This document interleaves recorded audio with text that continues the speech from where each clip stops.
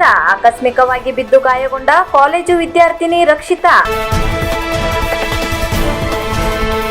ನಿನ್ನೆ ಸಂಜೆ ಶಿರ್ಸಿ ತಾಲೂಕಿನ ದಾಸನಕೊಪ್ಪ ಬಳಿ ವಿದ್ಯಾರ್ಥಿಯೋರ್ವಳು ಬಸ್ಸಿನಿಂದ ಬಿದ್ದು ಗಾಯಗೊಂಡಿರುವ ಬಗ್ಗೆ ಕೆಎಸ್ಆರ್ಟಿಸಿ ಅಧಿಕಾರಿಗಳು ಸಿಸಿ ಕ್ಯಾಮೆರಾ ಫುಟೇಜ್ ಸಮೇತವಾಗಿ ಸ್ಪಷ್ಟೀಕರಣ ನೀಡಿದ್ದಾರೆ. ಶಿರ್ಸಿ ಶ್ರೀ ಮಾರಿಕಾಂಬಾ ಪಿಯುಸಿ ಕಾಲೇಜಿನ ವಿದ್ಯಾರ್ಥಿನಿ ರಕ್ಷಿತಾ ಹಿರು ಚಲಿಸುತ್ತಿರುವ ಬಸ್ಸಿನಿಂದ ಇಳಿಯುವ ಪ್ರಯತ್ನದಲ್ಲಿ ಯಾವುದೋ ಲಕ್ಷ್ಯದಲ್ಲಿ ತನ್ನ ಗ್ರಾಮದ ಬಸ್ ನಿಲ್ದಾಣವನ್ನು ಬಸ್ ತಲುಪುವ ಪೂರ್ವದಲ್ಲಿಯೇ ಬಸ್ ಮೇಲಿಂದ ಹೊರಗೆ ಬಿದ್ದು ಗಾಯಗೊಂಡಿರುವ ವಿಡಿಯೋ ಘಟನಾ ಸ್ಥಳದ ಎದುರಿಗಿನ ಪೆಟ್ರೋಲ್ ಬಂಕ್ ನಲ್ಲಿರುವ ಸಿಸಿಟಿವಿಯಲ್ಲಿ ಸೆರೆಯಾಗಿದೆ. ಹಾಗೂ ಈ ಪ್ರಕರಣದಲ್ಲಿ ಹುಡುಗಿ ತನ್ನ ನಿಷ್ಕಾಳಜಿತನದಿಂದ ಮತ್ತು ತಪ್ಪು ನಿರ್ಧಾರದಿಂದ ಚಲಿಸುತ್ತಿರುವ ಬಸ್ಸಿನಿಂದ ಇಳಿಯುವ ಪ್ರಯತ್ನ ಮಾಡಿ ಕೆಳಕ್ಕೆ ಬಿದ್ದು ಗಾಯಗೊಂಡಿದ್ದು, ಕೂಡಲೇ ಬಸ್ಸಿನ ಚಾಲಕ ಮತ್ತು ನಿರ್ವಾಹಕರು ಬಸ್ ಅನ್ನು ಅಲ್ಲಿಯೇ ನಿಲ್ಲಿಸಿ ಹುಡುಗಿಯನ್ನು ದಾಸನಕೊಪ್ಪ ಸರ್ಕಾರಿ ಆಸ್ಪತ್ರೆಗೆ ದಾಖಲಿಸಿ ಚಿಕಿತ್ಸೆ ಕೊಡಿಸಿದ್ದಾರೆ. ಬಸ್ಸಿನಲ್ಲಿರುವ ಪ್ರಯಾಣಿಕರೆಲ್ಲರೂ ಆಸ್ಪತ್ರೆಗೆ ಬಂದು ಅವರ ಪಾಲಕರಿಗೆ ಹುಡುಗಿಯ ಬೇಜವಾಬ್ದಾರಿತನದ ಬಗ್ಗೆ ಸಾಮೂಹಿಕವಾಗಿ ತಿಳಿಸಿ ಹೇಳಿದ್ದಾರೆ. ಇಷ್ಟಾದರೂ ಆ ಚಾಲಕ ನಿರ್ವಾಹಕರು ಹುಡುಗಿಯ ಬಡತನವನ್ನು ಗಮನಿಸಿ ಚಿಕಿತ್ಸಾ ವೆಚ್ಚವನ್ನು ನೀಡುವುದಾಗಿ ಹೇಳಿ ಮುಂದಿನ ಕಾರ್ಯಾಚರಣೆಗೆ ಹೋಗಿರುತ್ತಾರೆಂದು ತಿಳಿಸಿದ್ದಾರೆ.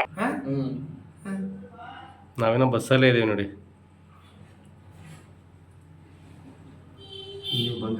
ಏನಿಲ್ಲ ನಿಮಿಷ ಎಂತದಿಲ್ಲ ಒಯ್ಕ್ ಹತ್ತಿದ ಮ್ಯಾಲ ಅಂದ್ಲ ಅಳಕ್ ಬಂತ ಸಣ್ಣಕ್ಕೆ ಕಣ್ಣು ಬಿಟ್ಲ ಅವಾಗ. ನಾನು ಬಂದಿದ್ದೆ. ಅದು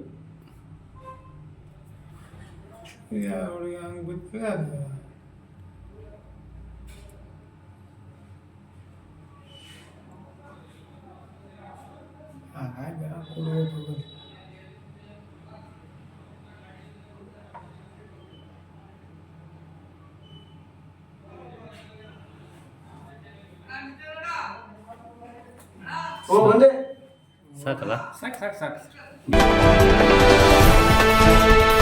ಶೈಕ್ಷಣಿಕ ಕ್ಷೇತ್ರಕ್ಕೆ ಶಿರ್ಸಿ ಶೈಕ್ಷಣಿಕ ಜಿಲ್ಲೆಯ ಕೊಡುಗೆ ಅಪಾರ. ಸಾಮಾಜಿಕ ಧುರೀಣ ಎಸ್.ಕೆ. ಭಾಗವತ್.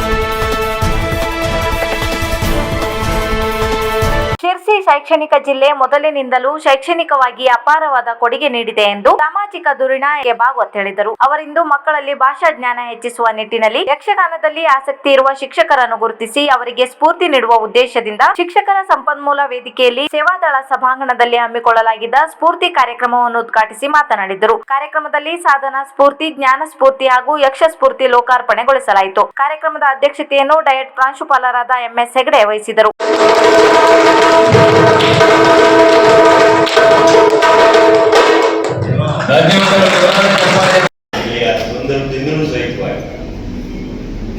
ರಾಜ್ಯದ ಶಿಕ್ಷಣ ಕ್ಷೇತ್ರಕ್ಕೆ ಅಪಾರವಾದಂತಹ ಕೊಡುಗೆಯನ್ನು ಕೊಡ್ತಾ ಬಂದಂತ ಒಂದು ಜಿಲ್ಲೆ ಶಿರ್ಸಿ ಶಿಕ್ಷಣ ಜಿಲ್ಲೆಯ ಆದ ನಂತರವೂ ಸಹಿತವಾಗಿ ಆ ಒಂದು ಹೆಗ್ಗಳಿಕೆಯನ್ನ ಮುನ್ನಡೆಸಿಕೊಂಡು ಹೋಗ್ತಾ ಇದ್ದಂಥದ್ದು ಇಲ್ಲಿಯ ಶಿಕ್ಷಕರು, ಆ ಕ್ಷೇತ್ರದಲ್ಲಿ ಕೆಲಸ ಮಾಡುತ್ತಿರುವಂತಹ ಇಲಾಖೆಯ ಅಧಿಕಾರಿಗಳು. ಇದನ್ನು ಬಹಳ ಹೆಮ್ಮೆಯಿಂದ ನಾವು ಹೇಳ್ಕೊಳ್ಬೇಕಾದ್ರೆ ಎಂ.ಎಸ್. ಹೆಗಡೆ ಮಾತಾಡುವಾಗ ಹೇಳಿದ್ರು, ಇವತ್ತು ಏನ್ ಕಾರ್ಯಕ್ರಮದ ವಿಶೇಷ ಏನು ಅಂತ ಬಂದಿಲ್ಲ. ಇಂಥ ಒಂದು ಒಳ್ಳೆ ಕಾರ್ಯಕ್ರಮ ಉದ್ಘಾಟನೆ ಮಾಡ್ತಿದ್ದೆ. ನನಗೆ ಯಾವ ಅರ್ಹತೆ ಇದೆ ಅಂತ ಹೇಳೋದನ್ನು ನನ್ನಲ್ಲೇ ನಾನು ಪ್ರಶ್ನೆ ಮಾಡ್ಕೋತಾ 2-3 ದಿನದಿಂದ ವಿಚಾರ ಮಾಡಿದೆ. ಕೊನೆಗೊಂದೇ ತೀರ್ಮಾನಕ್ಕೆ ಬಂದೆ. ಎಂ.ಎಸ್. ಹೆಗಡೆಯವರು ಡಯಟ್ ಸಂಸ್ಥೆಯವರು ನಮ್ಮೆಲ್ಲ ಆತ್ಮೀಯ ಬಹುತೇಕ ಅನೇಕ ವರ್ಷಗಳಿಂದ ಶಿರ್ಸಿ ಶಿಕ್ಷಣಕ್ಕೆ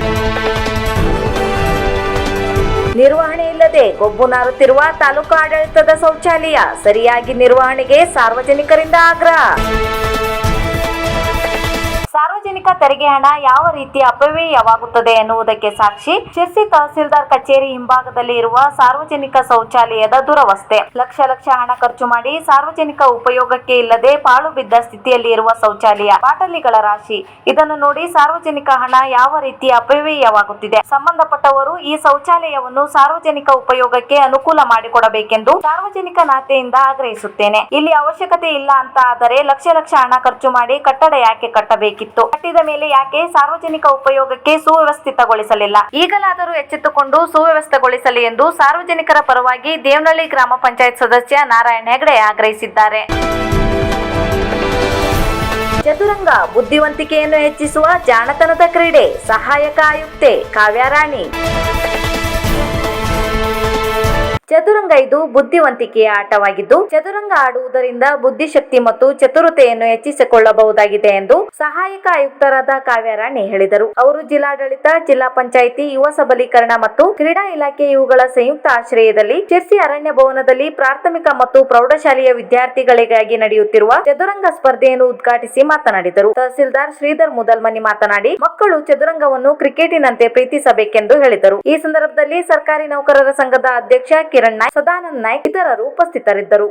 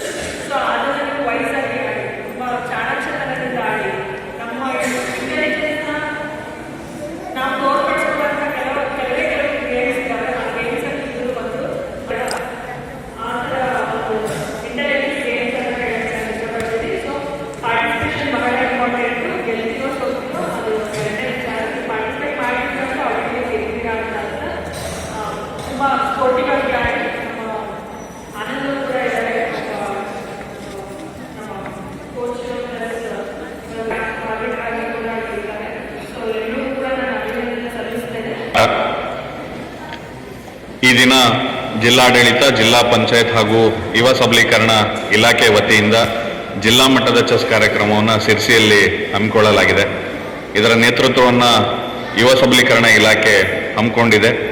ಯಾಕಂದರೆ ದೂರ ದೂರ ಇರತಕ್ಕಂಥ ಎಲ್ಲ ತಾಲೂಕುಗಳನ್ನು ಒಂದೇ ಕಡೆ ಸೇರಿಸಿ ಈ ಒಂದು ಆಟವನ್ನು ಆಯೋಜನೆ ಮಾಡಿರ್ತಕ್ಕಂಥದ್ದೇನಿದೆ ಅದಕ್ಕೆ ಶ್ಲಾಘನೀಯ ಅಂತ ಹೇಳ್ಬೋದು. ಅದಕ್ಕೆ ಹೆಚ್ಚಿನ ರೀತಿಯಲ್ಲಿ ಪೋಷಕರು ಇದಕ್ಕೆ ತಮ್ಮ ಮಕ್ಕಳಿಗೆ ಬೆಂಬಲವನ್ನು ನೀಡ್ತಾ ಇರೋದು ಇನ್ನೂ ಖುಷಿ ವಿಚಾರ.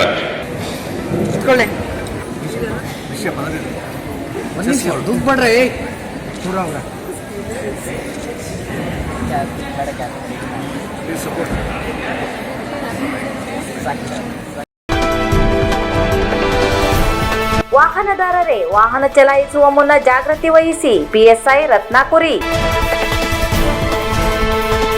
ವಾಯುವ್ಯ ರಸ್ತೆ ಸಾರಿಗೆ ಸಂಸ್ಥೆಯ ಶಿರ್ಸಿ ಡಿಪೋದಲ್ಲಿ ಪೊಲೀಸ್ ಇಲಾಖೆ ಹಾಗೂ ಸಾರಿಗೆ ಇಲಾಖೆ ಜಂಟಿಯಾಗಿ ಆಯೋಜಿಸಿದ ರಾಷ್ಟ್ರೀಯ ರಸ್ತೆ ಸುರಕ್ಷತಾ ಮಾಸಾಚರಣೆ ಕಾರ್ಯಕ್ರಮದಲ್ಲಿ ಚಾಲಕರುಗಳಿಗೆ ಅಪಘಾತದ ಪರಿಣಾಮದ ಬಗ್ಗೆ ಹಾಗೂ ಅಪಘಾತವನ್ನು ತಪ್ಪಿಸಲು ಅನುಸರಿಸಬಹುದಾದ ಮುನ್ನೆಚ್ಚರಿಕೆ ಕ್ರಮಗಳ ಬಗ್ಗೆ ಮತ್ತು ರಸ್ತೆ ನಿಯಮಾವಳಿಗಳ ಬಗ್ಗೆ ಅರಿವು ಮೂಡಿಸಲಾಯಿತು. ಈ ಕಾರ್ಯಕ್ರಮದಲ್ಲಿ ವಿಭಾಗೀಯ ನಿಯಂತ್ರಣ ಅಧಿಕಾರಿಗಳಾದ ಶ್ರೀನಿವಾಸ್ ಕೆ, ಕಾರ್ಮಿಕ ಕಲ್ಯಾಣ ಅಧಿಕಾರಿಗಳಾದ ಪ್ರಕಾಶ್ ನಾಯ್ಕ್, ಶಿರ್ಸಿ ಮಾರುಕಟ್ಟೆ ಪೊಲೀಸ್ ಠಾಣೆಯ PSI ಕುಮಾರಿ ರತ್ನಾಕುರಿ, ASI ರವೀಂದ್ರ ಘಟಕ ವ್ಯವಸ್ಥಾಪಕರಾದ ಸರ್ವೇಶ್ ನಾಯ್ಕ್, ಸಂಚಾರ ಅಧೀಕ್ಷಕರಾದ ಮಹೇಶ್ ಜೋಗ್ಲೇಕರ್, ರಘುಪತಿ ನಾಯ್ಕ್, ಲೆಕ್ಕಪತ್ರ ಮೇಲ್ವಿಚಾರಕರಾದ ಮಂಜುನಾಥ್ ಶೇಟ್ ಮುಂತಾದವರು ಉಪಸ್ಥಿತರಿದ್ದರು.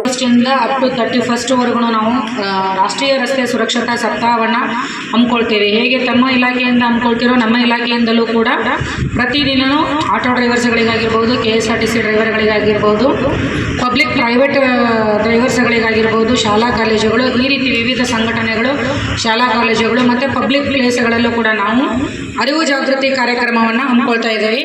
ಯಾಕೆ ಅಂತಂದರೆ ಇತ್ತೀಚಿನ ದಿನಗಳಲ್ಲಿ ಏನು ಆಕ್ಸಿಡೆಂಟ್ ಕೇಸ್ಗಳು ಜಾಸ್ತಿ ಆಗ್ತಾ ಇದೆ. ಆಕ್ಸಿಡೆಂಟ್ ಕೇಸ್ ಅಂತಂದರೆ ಅದೇನು ಉದ್ದೇಶಪೂರ್ವಕವಾಗಿ ಮಾಡ್ತಕ್ಕಂಥದ್ದಲ್ಲ, ಕೆಲವೊಂದು ಸಾರಿ ಅನ್ಎಕ್ಸ್ಪೆಕ್ಟೆಡ್ ಆಗಿ ಆಗ್ತಕ್ಕಂಥದ್ದು. ಅನ್ಎಕ್ಸ್ಪೆಕ್ಟೆಡ್ ಆಗಿ ಆಗ್ತಕ್ಕಂಥ ಘಟನೆ ಆದರೂ ಕೂಡ ನಮ್ಮಲ್ಲಿರ್ತಕ್ಕಂಥ ಕೆಲವೊಂದು ನೆಗ್ಲಿಜೆನ್ಸಿಂದನೇ ಅನ್ಎಕ್ಸ್ಪೆಕ್ಟೆಡ್ ಇನ್ಸಿಡೆಂಟ್ ಆಗೋದು ಜಾಸ್ತಿ ಆಗಿದೆ. ನಾನು ಸುಮಾರು ಸಲ ಮ್ಯಾನೇಜರ್ಸ್ಗೂ ಮಾತಾಡಿದ್ದೇನೆ, ಕೆಲವೊಂದು ಸಲ ರೈಟಿಂಗಲ್ಲೂ. ಅಗಲೀಕರಣದಲ್ಲಿ ಜಾಗ ಬಿಟ್ಟುಕೊಟ್ಟ ಸಂತ್ರಸ್ತರಿಗೆ ಕೂಡಲೇ ಪರಿಹಾರ ನೀಡಿ. ಮಾರುತಿ ನಾಯ್ಕ್.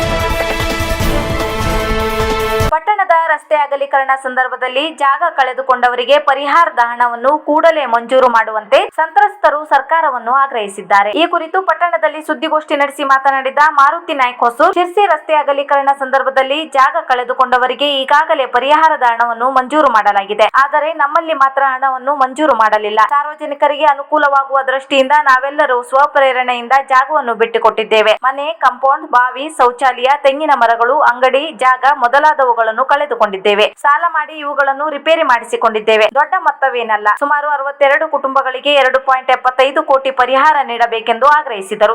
ಸರ್ಕಾರ ಲೆವೆಲ್ ನಿಮ್ಗೆ ಮಂಜೂರಿ ಆಗದಿದೆ ಅಂತ ನಮಗೆ ತಿಳಿಸಿದ್ದಾರೆ. ಹಾಗಾಗಿ ನಮ್ಮ ಶಾಸಕರು ಆದಷ್ಟು ಬೇಗ ನಮಗೆ ಪರಿಹಾರವನ್ನು ಒದಗಿಸಿಕೊಡಬೇಕು. ಏನು ದೊಡ್ಡ ಮೊತ್ತ ಏನಲ್ಲ. ಒಂದು 62 ಕುಟುಂಬಗಳಿಗೆ 2,75,00,000 ಮಾತ್ರ ನಮಗೆ ಸಿಗಬೇಕಾಗಿದೆ. ಯಾಕಂತಂದ್ರೆ ಇಲ್ಲಿ ನಾವು ಸಿದ್ದಾಪುರದಲ್ಲಿ ಜಾಗ ಕಳ್ಕೊಂಡಂಥವ್ರು ಏನು ಎಕರೆಗಟ್ಟಲೆ ಜಾಗ ಹೊಂದಿದ್ದಂಥವ್ರು ಯಾರೂ ಇಲ್ಲ. ಎಲ್ಲ ಗುಂಟೆ ಲೆಕ್ಕದಲ್ಲೇ ನಾವು ಅಲ್ಲಿದ್ದಂಥವ್ರಾಗಿದ್ವಿ. ಅದರಲ್ಲಿ ಅಣೆ ಲೆಕ್ಕದಾಗೆ, ಗುಂಟೆ ಲೆಕ್ಕದಾಗೆ ಜಮೀನು ಕಳ್ಕೊಂಡಿವಿ. PWD ಅವರು ನಾವು ತೆರವುಗೊಳಿಸ್ತೀವಿ ಅಂದಾಗ ಸ್ವಪ್ರೇರಣೆಯಿಂದ ಎಲ್ಲ ಅವ್ರ ಮನೆ ಇರ್ಬೋದು, ಅಂಗಡಿ ಇರ್ಬೋದು, ಯಾವುದೇ ಅವರು ಕಾಂಪೌಂಡ್ ಇರ್ಬೋದು, ಸ್ವಪ್ರೇರಣೆಯಿಂದ ತೆಗೆದು ಕೊಟ್ಟಿದ್ದಾರೆ. ಗ್ಯಾರಂಟಿ ಅನುಷ್ಠಾನದಲ್ಲಿ ವ್ಯತ್ಯಾಸವಾದರೆ ಸಹಿಸುವುದಿಲ್ಲ. ಗ್ಯಾರಂಟಿ ಅಧ್ಯಕ್ಷ ಸತೀಶ್ ನಾಯ್ಕ್. ನಮ್ಮ ಸರ್ಕಾರದ ಮಹತ್ವಾಕಾಂಕ್ಷೆಯ ಈ ಯೋಜನೆಯ ಅನುಷ್ಠಾನದಲ್ಲಿ ವ್ಯತ್ಯಾಸವಾದರೆ ಅದನ್ನು ಸಹಿಸುವುದಿಲ್ಲ ಎಂದು ಜಿಲ್ಲಾ ಗ್ಯಾರಂಟಿ ಅನುಷ್ಠಾನ ಪ್ರಾಧಿಕಾರದ ಅಧ್ಯಕ್ಷರಾದ ಸತೀಶ್ ಪಿ ನಾಯ್ಕ್ ಹೇಳಿದರು. ಅವರು ಯಲ್ಲಾಪುರ ತಾಲೂಕಾ ಪಂಚಾಯಿತಿ ಸಭಾಭವನದಲ್ಲಿ ನಡೆದ ಜಿಲ್ಲಾ ಗ್ಯಾರಂಟಿ ಯೋಜನೆ ಅನುಷ್ಠಾನ ಪ್ರಾಧಿಕಾರ ಮತ್ತು ಯಲ್ಲಾಪುರ ತಾಲೂಕಾ ಗ್ಯಾರಂಟಿ ಯೋಜನೆ ಅನುಷ್ಠಾನ ಪ್ರಾಧಿಕಾರದ ಪ್ರಗತಿ ಪರಿಶೀಲನೆಯನ್ನು ನಡೆಸಿ ಮಾತನಾಡಿದರು. ಗ್ಯಾರಂಟಿ ಯೋಜನೆಗಳಿಂದ ಮಹಿಳೆಯರಲ್ಲಿ ಆತ್ಮವಿಶ್ವಾಸ ತುಂಬುವಲ್ಲಿ ಸರ್ಕಾರ ಸಫಲವಾಗಿದೆ. ಇದರಿಂದ ಮಹಿಳೆಯರ ಸರ್ವಾಂಗೀಣ ಅಭಿವೃದ್ಧಿ ಸಾಧ್ಯವಾಗುತ್ತದೆ ಎಂದು ಹೇಳಿದರು. ಎಲ್ಲಾ ಯೋಜನೆಗಳು ಯಶಸ್ವಿಯಾಗಿ ನಡೆಯುತ್ತಿದ್ದು ಅತಿ ಕಡಿಮೆ ಸಂಖ್ಯೆಯಲ್ಲಿ ಯೋಜನೆಯಿಂದ ಹೊರಗಿರುವ ಫಲಾನುಭವಿಗಳನ್ನು ಯೋಜನಾ ವ್ಯಾಪ್ತಿಗೆ ತಂದು ಸಮಾಜದ ಕಟ್ಟಕಡೆಯ ವ್ಯಕ್ತಿಯನ್ನು ಗುರುತಿಸಿ ಯೋಜನೆಯ ಲಾಭ ಪಡೆಯುವಂತೆ ಮಾಡುವ ಜವಾಬ್ದಾರಿ ಅಧಿಕಾರಿಗಳ ಮೇಲಿದೆ ಎಂದು ಹೇಳಿದರು. ಆಜಾದ್ ನಗರದ ಶಾಲೆಯ ಮಕ್ಕಳ ಮನಮುಟ್ಟುವಂತೆ ಮಾಡಿದ್ದ ಅಪರಾಧ ಮಾಸಾಚರಣೆ ಕಾರ್ಯಕ್ರಮ. ಶಿರ್ಸಿ ನಗರದ ಆಜಾದ್ ನಗರ ಹಿರಿಯ ಪ್ರಾಥಮಿಕ ಶಾಲೆಯಲ್ಲಿ ರಾಷ್ಟ್ರೀಯ ರಸ್ತೆ ಸುರಕ್ಷತಾ ಮಾಸಾಚರಣೆಯ ಪ್ರಯುಕ್ತ ಶಾಲಾ ಮಕ್ಕಳಿಂದ ರಸ್ತೆ ಸುರಕ್ಷತೆ, ಸಂಚಾರ ನಿಯಮಗಳ ಪಾಲನೆ, ಸಂಚಾರ ನಿಯಮಗಳನ್ನು ಪಾಲಿಸದಿದ್ದಲ್ಲಿ ಆಗುವ ಅನಾಹುತ, ದುಷ್ಪರಿಣಾಮಗಳ ಬಗ್ಗೆ ಅಣಕು ಪ್ರದರ್ಶನವನ್ನು ವಿದ್ಯಾರ್ಥಿಗಳಿಂದ ಅತ್ಯುತ್ತಮವಾಗಿ ಮಾಡಿಸಿ ವಿದ್ಯಾರ್ಥಿಗಳಲ್ಲಿ ರಸ್ತೆ ಸುರಕ್ಷತೆಯ ಬಗ್ಗೆ ಜಾಗೃತಿ ಮೂಡಿಸಲಾಯಿತು. ಮುಖ್ಯೋಪಾಧ್ಯಾಯರಾದ ತೇಲು ಬೋರ್ಕರ್ ಅವರ ಸಾರಥ್ಯದಲ್ಲಿ ಶಿಕ್ಷಕ ವೃಂದದವರು ಈ ಜಾಗೃತಿ ಕಾರ್ಯಕ್ರಮವನ್ನು ಅಚ್ಚುಕಟ್ಟಾಗಿ ನೆರವೇರಿಸಿದರು. ವಿದ್ಯಾರ್ಥಿಗಳು ಆ ರಸ್ತೆಯ ನಿಯಮಗಳನ್ನು ಒಮ್ಮೆ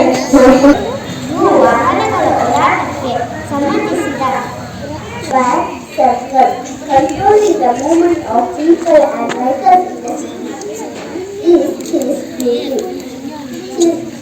There are children look there. The red light indicates stop. The yellow light indicates get ready. And green light indicates ಒಂದು ವೃತ್ತವನ್ನು ಹಾಕಿರ್ತಾರೆ. ಅಲ್ಲಿ ಒಬ್ಬ ಟ್ರಾಫಿಕ್ ಪೊಲೀಸ್ ನಿಂತಿರ್ತಾರೆ. ಅವರು 4 ದಿಶೆಗಳಲ್ಲಿ ಹೋಗುವಂತಹ ವೆಹಿಕಲ್ಗಳನ್ನ ಅಥವಾ ವಾಹನಗಳನ್ನ. ಆರೋಗ್ಯ ಕೇಂದ್ರಕ್ಕೆ ಇಸಿಜಿ ಕೊಡುಗೆಯಾಗಿ ನೀಡಿದ ಡಾಕ್ಟರ್ KM ಅಣ್ಣಾಜಿ ಗೌಡರ್.